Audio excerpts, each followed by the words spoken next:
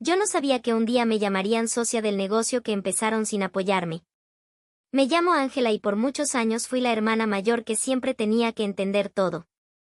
Entender cuando mis papás llegaban tarde, cuando no podían ir a mis actos del colegio porque estaban ocupados con mi hermana menor, cuando tenía que hacerme cargo de cosas que no me correspondían. Supongo que uno se acostumbra a vivir en ese segundo plano, hasta que un día te das cuenta de que tu vida no avanza porque todos los demás decidieron que tú tenías que quedarte ahí, estancada, ayudando. Desde chica me encantó cocinar. Empecé vendiendo quequitos en el colegio, luego en la universidad llevaba mis galletas en frascos reciclados y los decoraba a mano. No era solo por ganar dinero, era que de verdad lo disfrutaba. Cada receta tenía algo mío. Soñaba con tener una pequeña cafetería, nada lujosa, pero acogedora. Un lugar donde la gente pudiera sentarse y sentir que estaba en casa. Lo dije muchas veces en la mesa: cuando tenga mi café, voy a poner tus empanadas, mamá, y todos se reían como si estuviera jugando. Después de salir de la universidad, me costó encontrar trabajo estable, así que trabajé en muchas cosas. Atendí mesas, fui vendedora de catálogo, cuidé niños, lo que fuera. Todo mientras ahorraba. A veces me sentía tonta por seguir creyendo en ese sueño, pero cuando imaginaba el letrero de mi cafetería, algo dentro de mí seguía viva. El problema es que, cuando por fin me sentí lista para intentarlo, cuando reuní lo mínimo para arrendar un local pequeño, nadie creyó en mí. Recuerdo que un domingo en la tarde, mientras lavábamos los platos después del almuerzo familiar, le dije a mi mamá que quería empezar. Que si me podía ayudar a pintar, o tal vez prestarme unas tazas bonitas que tenía guardadas. Me miró sin levantar la vista del jabón y me dijo: Ángela, ahora no es momento para inventos, ¿no ves cómo está tu hermana? Y claro, Isidora, mi hermana menor, había quedado embarazada hacía unos meses, y desde entonces todo giraba en torno a ella. Las compras, las visitas médicas, los planes, las conversaciones. Mis papás incluso habían empezado a hablar de agrandar la casa, de hacerle una pieza. Yo lo entendía, de verdad que sí, pero no pude evitar sentirme invisible. Volví a intentarlo, le hablé a mi papá una noche mientras veíamos fútbol. Me dijo que mejor guardara ese dinero, que tener un local era muy caro, que el país estaba en crisis, que pensara en estudiar algo más seguro. Me sentí tan desmotivada que dejé de hablar del tema por semanas. Me levantaba, iba a trabajar, regresaba a casa, ayudaba con cosas de la casa o de Isidora, y repetía. Mi vida se había convertido en una especie de espera infinita. Esperar que pasara algo. Que alguien me dijera que sí. Que no estaba loca por querer algo mío. Una noche, mientras limpiaba mi cuarto, encontré una libreta que usaba para anotar ideas. Tenía bocetos del logo de mi café, listas de recetas, incluso nombres posibles para el lugar. Me senté en el suelo y me puse a llorar. Me dolía sentir que ese sueño solo existía para mí. Que si no lo empujaba yo, nadie más lo haría. Fue en ese momento que tomé la decisión. No iba a esperar más. Si nadie quería apoyarme, entonces lo haría sola. Aunque me costara el doble. Aunque me equivocara. Empecé a buscar locales pequeños en arriendo. Fui a ver 3 o 4, tomé fotos, hice cálculos. En uno de ellos, el dueño me preguntó si ya tenía el nombre registrado. Me dio vergüenza decirle que no, que apenas estaba empezando. Pero él me dijo: todos los grandes negocios partieron así, en un papelito. Me dio su tarjeta y me deseó suerte. Esa noche volví a casa y por primera vez en mucho tiempo, dormí con una sonrisa. Era una locura, pero al menos ya no estaba esperando. Ya estaba caminando hacia algo. Lo curioso fue que, justo esa misma semana, mi mamá me preguntó si podía cuidar al bebé de Isidora mientras ella salía a una reunión. Le dije que sí, obvio. Pero mientras jugaba con él, noté algo raro en el refrigerador. Había un frasco con etiquetas impresas, con el nombre de un producto que yo había inventado hace años. Pensé que tal vez era coincidencia, pero cuando le pregunté a Isidora, ella se rió y me dijo: ay sí, se lo mostré a mamá, lo estamos probando como idea para vender algo nosotras también. Me quedé callada. No quise armar drama. No quería parecer celosa. Pero esa noche, cuando abrí mi cuaderno de ideas, vi esa misma etiqueta, con ese mismo nombre, escrita por mí hace 3 años. Y ahí fue cuando me pregunté, ¿realmente están tan pendientes de Isidora que ni siquiera se dan cuenta que están usando lo que yo creé? ¿O es que en el fondo, nunca quisieron que fuera mío desde el principio? Después de ver esa etiqueta en el refrigerador, no pude dejar de pensar en eso por días. Al principio intenté convencerme de que no era para tanto, que quizá era solo una coincidencia, o que tal vez mi mamá lo había hecho sin mala intención. Pero entre más lo pensaba, más raro me parecía todo. El nombre, la tipografía, incluso los ingredientes eran casi idénticos a una receta que yo había creado hace años para una mermelada artesanal. Y lo más curioso era que ahora, justo cuando yo había decidido arrancar con mi negocio sola, aparecía esta idea en sus manos como si fuera nueva. Una tarde, mientras estaba en el trabajo, me metí a Instagram desde una cuenta secundaria que uso para seguir cosas sin que nadie lo note. Busqué el nombre que aparecía en la etiqueta del frasco y me encontré con un perfil recién creado. Tenía solo 3 publicaciones, una foto del frasco, una imagen de unas bolsas con productos similares y una selfie de Isidora con la leyenda Nuevos proyectos con mamá. Lo que me llamó la atención fue el uso de hashtags, almohadilla eco en casa, almohadilla recetas familiares, almohadilla de hermanas. Me ardió el estómago. ¿De hermanas? ¿Desde cuándo esto era un proyecto entre nosotras? Volví a ver las fotos una y otra vez, y me di cuenta de que hasta el mantel que usaron en una de las imágenes era mío. Lo reconocí porque tenía una mancha de vino que nunca pude quitar. Lo había llevado un par de veces a la casa para hacer pruebas con las fotos de mis productos y lo dejé allí sin pensar que lo iban a usar. Ahora lo estaban usando para mostrar su proyecto como si nada. Empecé a observar más. Cada vez que iba a casa de mis padres, notaba pequeñas cosas que me incomodaban. Una tarde llegué y vi que estaban horneando queques con una receta mía. Otra vez, escuché a mi mamá hablando por teléfono, diciendo que estaban viendo nombres bonitos para un futuro local, que ya tenían todo el concepto armado. Cuando entré a la cocina, se cayó de golpe y cambió de tema. Isidora también empezó a actuar raro. Antes me contaba todo, pero ahora era esquiva, evasiva. Una vez me preguntó en qué local estaba interesada, así como al pasar, como si fuera una conversación casual. Me pareció raro, porque ella nunca había mostrado interés por ese tipo de cosas.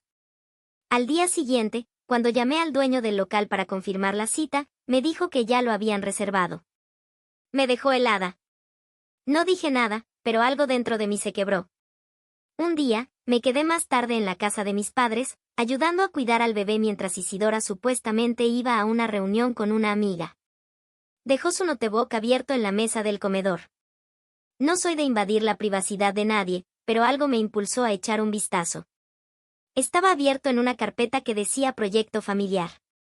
Dentro había varias imágenes editadas, incluyendo un logo casi igual al mío. Incluso tenía el mismo nombre que yo había escrito en mi cuaderno, Dulce Refugio. Me temblaban las manos. Abrí uno de los archivos y vi un esquema de costos, una lista de proveedores y lo peor, un párrafo donde hablaban de la historia de 2 hermanas que decidieron emprender juntas por amor a la cocina. No podía creer lo que estaba leyendo. ¿Qué historia? ¿Qué hermanas? ¿Quién decidió eso? No quise hacer una escena. Cerré el notebook, subí al segundo piso con una excusa y me encerré en el baño. Me miré en el espejo por largos minutos, sintiendo rabia, impotencia, tristeza, todo mezclado. Yo había estado años soñando con esto. Yo había creado cada parte de ese proyecto. Y ahora ellas estaban robándose la historia como si nada. Como si fuera un juego de vamos a jugar a ser emprendedoras, pero con mis ideas, mi esfuerzo, mis recetas. Ese mismo día, mientras caminaba a casa, decidí que ya no podía hacerme la tonta. No podía seguir sonriendo en cada almuerzo familiar como si nada pasara, como si no me estuvieran arrancando algo que era mío. Tenía que saber la verdad completa. Tenía que averiguar hasta dónde habían llegado. ¿Habían pedido fondos? ¿Registrado el nombre? ¿Tenían socios? Porque si estaban dispuestas a usar mi historia, era porque planeaban hacerlo en serio. Y si pensaban hacerlo sin mí, entonces estaban cometiendo algo peor que una traición. Era como si me estuvieran borrando de mi propia vida. Durante los días siguientes me volví casi una detective, pero una que actuaba con cautela, como quien vive entre enemigos disfrazados de familia. A cada rato revisaba ese perfil de Instagram que Isidora y mi mamá estaban armando. Subían fotos nuevas cada 3 o 4 días, todas con una estética muy similar a la que yo venía imaginando desde hace años. Usaban frases que me eran demasiado familiares, nombres de recetas que solo yo había creado, incluso descripciones que eran copias exactas de textos que tenía guardados en un drive privado. Lo peor era que sus publicaciones empezaban a tener más interacciones, comentarios de vecinos, de conocidos felicitándolas por el proyecto hermoso entre madre e hija. Era como ver una película donde yo debía ser la protagonista, pero ni siquiera figuraba como extra. Una tarde me armé de valor y fui directamente a conversar con el dueño del local que yo quería arrendar. Ya me había dicho por teléfono que alguien más había reservado, pero necesitaba confirmar algo. Cuando llegué, me reconoció de inmediato. Me invitó a pasar y me dijo que justo esa mañana había entregado el contrato firmado. Me mostró el nombre de quien lo firmó. Isidora. Y no solo eso. El proyecto registrado estaba a nombre de Emprendimiento Familiar Dulce Refugio. Me quedé mirando ese papel sin poder decir nada. Era como si me hubieran arrancado algo del pecho. Isidora no solo se había quedado con mi idea. Se había apropiado de mi historia, de mi trabajo, de todo lo que yo llevaba años construyendo sola. Me senté afuera del local, con el teléfono temblando entre las manos. Pensé en llamar a mi mamá, pero sabía que iba a negar todo o a justificarlo. Pensé en escribirle a Isidora, pero cualquier mensaje que mandara iba a sonar como reclamo o drama. Entonces abrí mi drive, busqué mis archivos y me puse a comparar con las publicaciones. Era evidente. Copiaron nombres, copiaste frases, incluso usaron imágenes parecidas a las que yo tenía como referencia para decorar el interior. No se trataba solo de inspiración, era una réplica descarada. Me sentí devastada. Más que por la traición, por el hecho de que ni siquiera les parecía necesario pedirme permiso. Como si yo no contara. Como si pudieran robarme la identidad y hacer su negocio familiar sobre mis ideas, como si no doliera. Esa noche llegué a casa y no pude dormir. Cada vez que cerraba los ojos, imaginaba a mi hermana y mi madre hablando de mí como una especie de sombra molesta que hay que dejar fuera del proyecto. Me pregunté si siempre habían pensado así de mí. Si tal vez cada vez que yo hablaba de mis sueños, ellas se reían por dentro. Recordé una frase que escuché hace mucho: a veces quienes te quieren más son los que más sabotean tus sueños, pero lo hacen tan suavemente que ni te das cuenta hasta que ya es tarde. Y eso me estaba pasando. No me clavaron un cuchillo de frente. Me lo clavaron sonriendo, haciéndome sentir exagerada por sospechar. Pero ahora tenía todas las pruebas en la mano. Tomé una decisión. Fui a ver a mi amiga Paula, la única persona que había estado desde el principio conmigo. Le conté todo. Ella quedó en shock. Me dijo que desde hace semanas sospechaba algo raro porque su mamá le había contado que Isidora estaba invirtiendo en algo familiar con su mamá y que estaban usando recetas antiguas de la familia. Recetas que no existen. Las únicas recetas antiguas que existían eran las mías. Paula me dijo algo que me abrió los ojos por completo: Ángela, están contando tu historia sin ti. Y lo peor es que todos les creen. Esa frase me golpeó directo. Porque sí, ese era el verdadero problema. Me estaban robando no solo la idea, sino el relato. La narrativa. La versión oficial. En ese momento supe lo que tenía que hacer. Fui a mi casa, saqué mi cuaderno viejo, el que usaba para anotar ideas, y empecé a tomar fotos de cada página. Las fechas, las anotaciones, los nombres. Luego abrí mi drive, descargué todo lo que tenía guardado, y armé una carpeta con respaldo. No iba a dejar que me quitaran lo que era mío. Al día siguiente, mientras revisaba los comentarios del perfil de ellas, me encontré con uno que me heló la sangre. Una mujer preguntaba si iban a contratar más gente para el local. Y mi mamá le respondió desde su cuenta personal: estamos viendo si mi hija mayor se quiere sumar al proyecto, aunque ella no es muy de trabajar en grupo. Cerré el teléfono con tanta fuerza que casi lo quiebro. Mi mamá hablaba de mí como si fuera una opción secundaria, como si me estuvieran invitando de caridad a algo que nació de mí. Ya no se trataba solo de defender una idea. Era mi historia. Mi nombre. Mi esfuerzo. No iba a quedarme callada. No esta vez. Así que decidí que iba a hacer algo más grande. Algo que no pudieran ignorar. Iba a contar mi versión. Pero no solo a ellos. A todos. Porque si iban a colgarse de mi trabajo, mínimo que el mundo supiera la verdad. Esperé el domingo para enfrentarlos. Siempre almorzábamos en casa de mis papás ese día. Era una especie de tradición familiar, aunque últimamente me costaba cada vez más sentarme en esa mesa y fingir que todo estaba bien. Llegué temprano, con una carpeta en mi bolso y la decisión tomada. Apenas crucé la puerta, sentí el mismo aire espeso de siempre, como si todos guardaran algo detrás de sus sonrisas amables. Mi mamá estaba en la cocina revolviendo una olla de porotos, Isidora jugando con el bebé en el sillón, y mi papá mirando fútbol como si no pasara nada. Me senté sin decir mucho. Mi corazón latía tan fuerte que podía escucharlo. Comimos en silencio, con los comentarios típicos sobre el clima, la política y lo mal que cocinaban en los restaurantes de moda. Y justo cuando mi mamá empezó a hablar sobre la gran semana que se venía con el proyecto, aproveché. Me aclaré la garganta. Quiero hablar de eso, dije. Todos se giraron a mirarme. Del proyecto. Del negocio. De lo que están haciendo ustedes con mis ideas. Se hizo un silencio incómodo. Isidora me miró sin entender o fingiendo no entender. Mi mamá frunció los labios. Mi papá bajó el volumen de la televisión. Ángela, no empieces con tus cosas, murmuró mi mamá.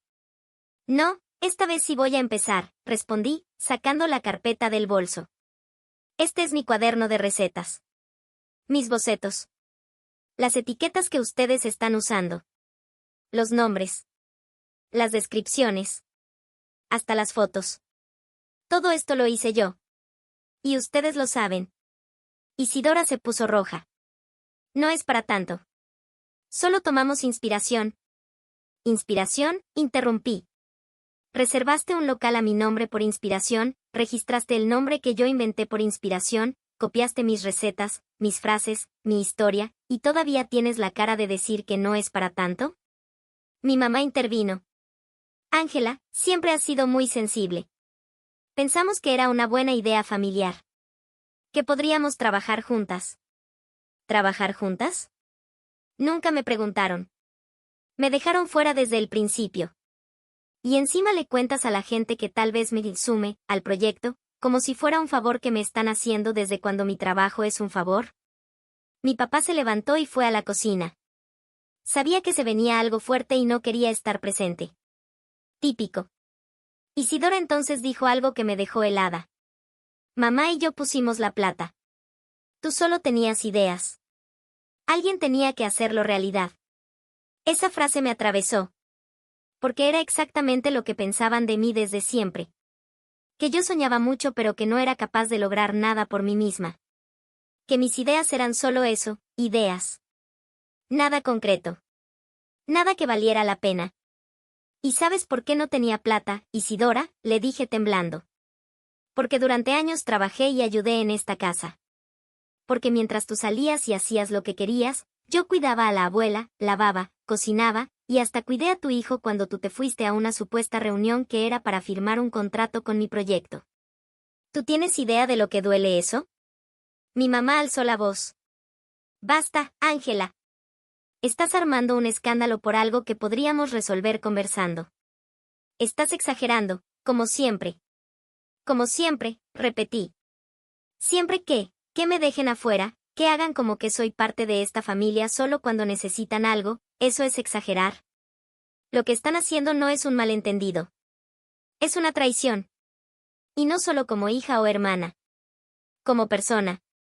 Como mujer que luchó sola por su sueño y que ahora ve cómo lo usan otros como si fuera una bandeja de galletas gratis. Me puse de pie. Temblaba. Pero no era miedo. Era rabia. Tristeza. Desilusión. ¿Saben qué es lo peor? Continué. Que ya registraron todo legalmente. Lo vi. Fui al registro.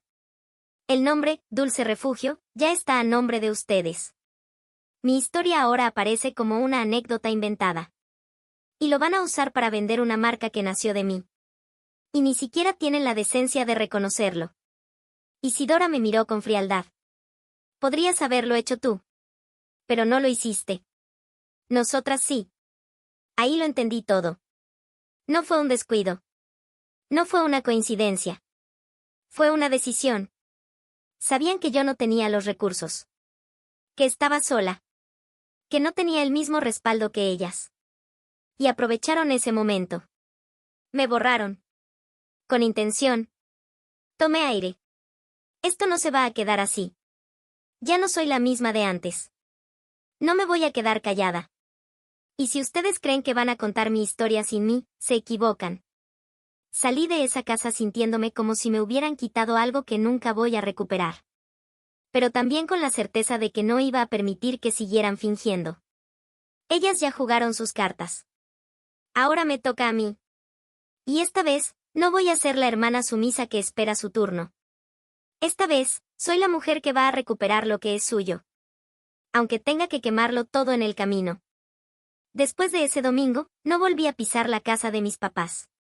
No respondí mensajes, no fui a los almuerzos familiares, ni siquiera cuando intentaron llamarme para aclarar las cosas. No había nada que aclarar. La traición ya estaba hecha.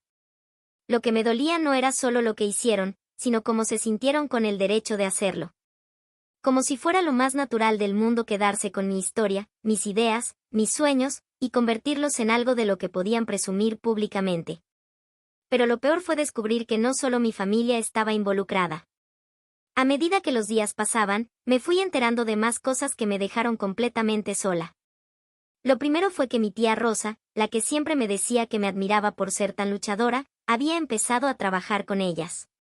La vi en una historia de Instagram, entregando frascos con delantal puesto y una sonrisa de oreja a oreja. Escribí el nombre del emprendimiento en TikTok y me apareció un video con más de 10.000 likes donde mi mamá contaba cómo surgió Dulce Refugio. En el video decía que fue una idea que nació del amor entre madre e hija, que Isidora siempre había tenido talento para la cocina, y que yo me había sumado más tarde, pero con entusiasmo. Me quedé congelada. No solo me borraron, ahora me habían inventado un papel secundario para mantener la historia romántica. A la gente le encantan las historias de familia unida, así que le servía mucho tenerme como esa hermana tímida que al final se une al éxito de las demás. Intenté hablar con una amiga que también era cercana a mi hermana, para desahogarme, y su reacción me descolocó.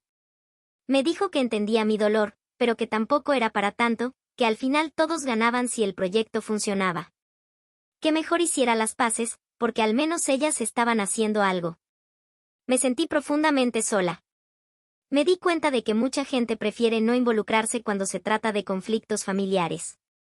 Prefieren quedarse con la versión bonita, con la historia que se cuenta en redes sociales. Porque esa historia es fácil de consumir. La verdad, en cambio, es incómoda. Hubo días en que dudé de mí misma. Pensé que tal vez estaba exagerando, que era mejor dejar todo atrás y empezar algo nuevo. Pero después recordaba las noches sin dormir, el cansancio de tantos trabajos para ahorrar peso a peso, los dibujos de mis primeros logos hechos en hojas recicladas, el entusiasmo que tenía cuando pensaba en abrir ese local. Eso no lo podían borrar. Era mío. Aunque el mundo se lo estuviera tragando con otro envoltorio. Empecé a escribir mi versión.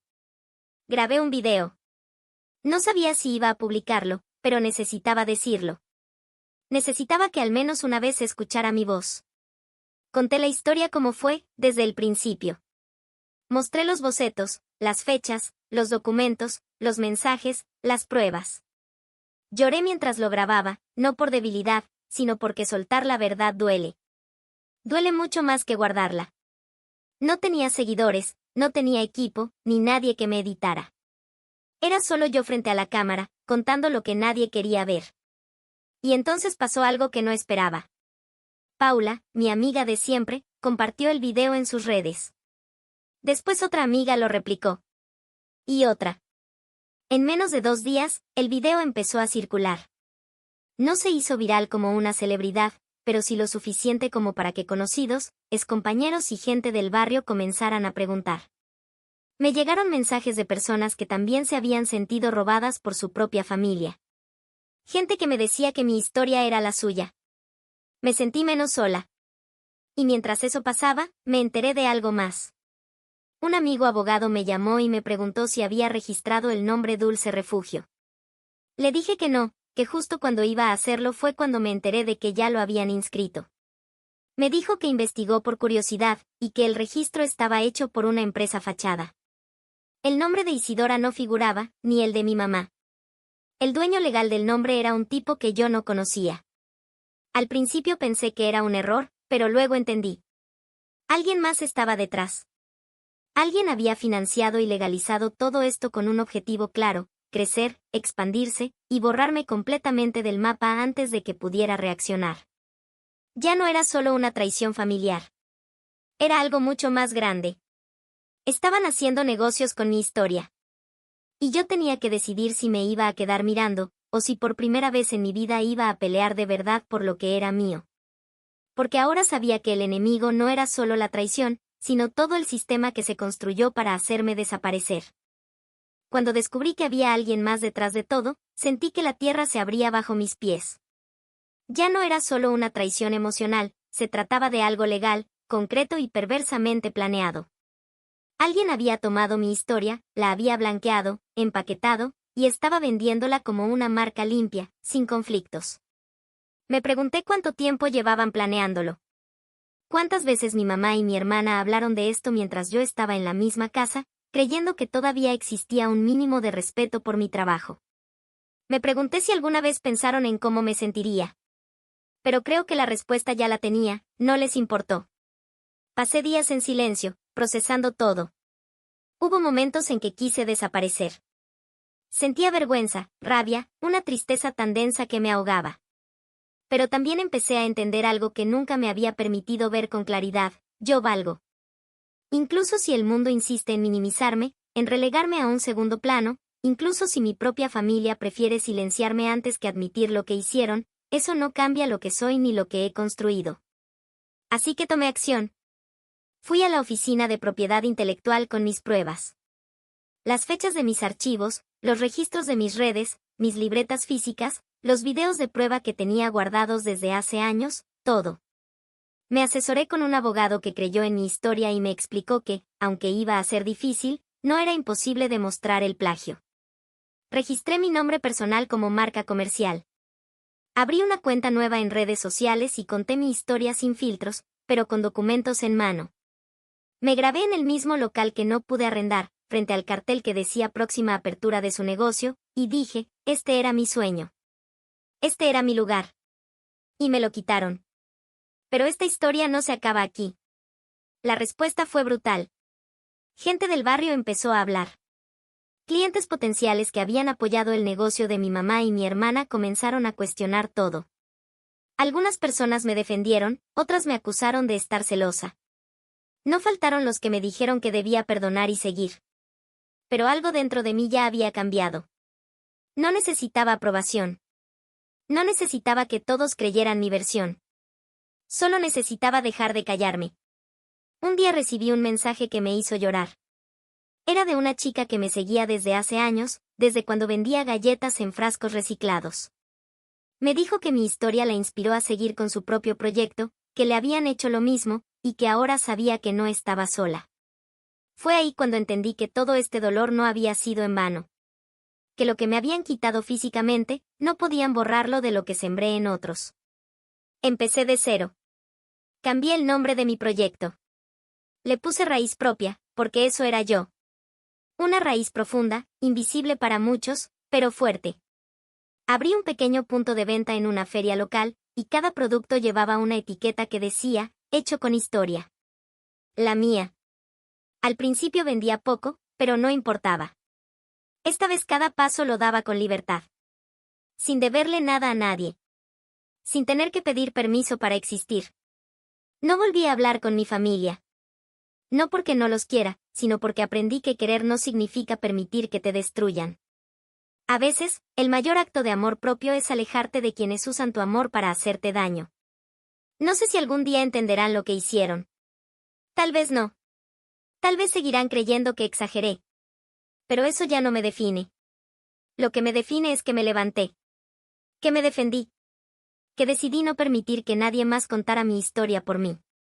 Si estás escuchando esto y alguna vez sentiste que te arrancaban algo que era tuyo, no te calles. No te minimices. No esperes que los demás validen lo que tú ya sabes. Tu historia importa. Tu voz importa. Y aunque te dejen sola, aunque te traicionen, aunque intenten hacerte creer que no vales, recuerda esto, no hay nadie que pueda hacer lo que tú haces como tú lo haces. Y eso, aunque lo copien, jamás podrán ser tú.